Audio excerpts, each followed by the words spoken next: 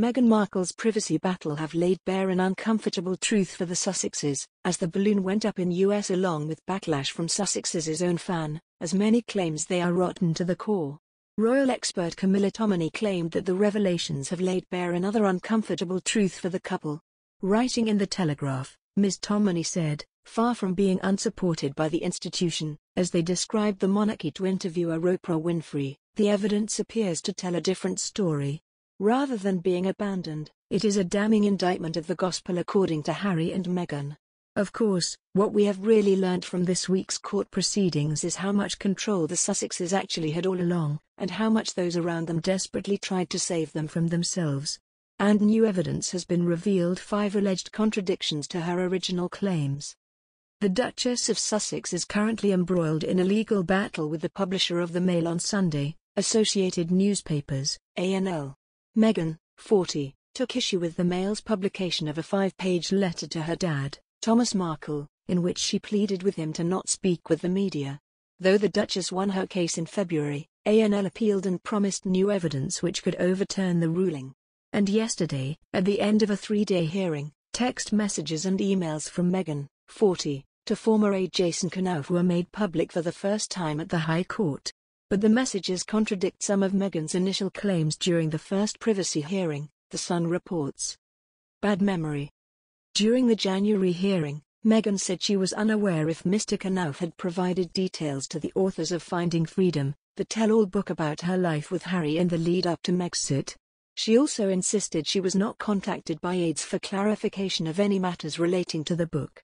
But this week, Meghan apologized to court after the email exchanges between her and Mr. Knauf discussing the book were revealed.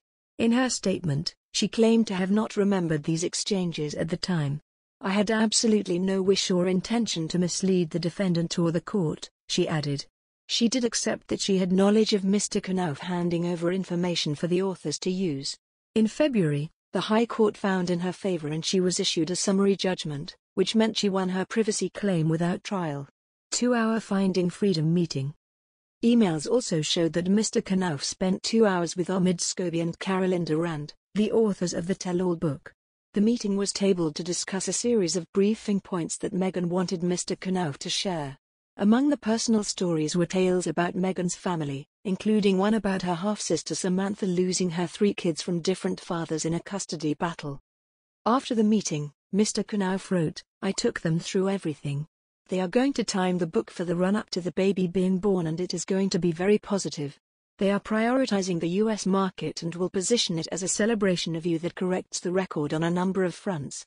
I will stay in close contact with them." In a witness statement, Mr. Knauf said he authorized specific cooperation in writing in December 2018.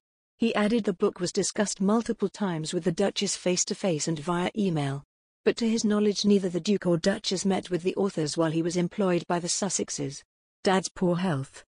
In one exchange, Mr. Knauf and Meghan discussed how her relationship with her father would be seen by the public. In the personal and private letter, which Meghan says the Mail wrongfully published, she made reference to his poor health. The Court of Appeal heard new evidence this week as part of the appeal by the publisher of the Mail on Sunday appeal against the decision to grant summary judgment to the Duchess of Sussex on her privacy and copyright claims. The court heard that Meghan and Harry's former communications secretary Jason Knauf did provide information to the authors of the flattering Finding Freedom biography and the Duchess was forced to apologize for misleading the High Court.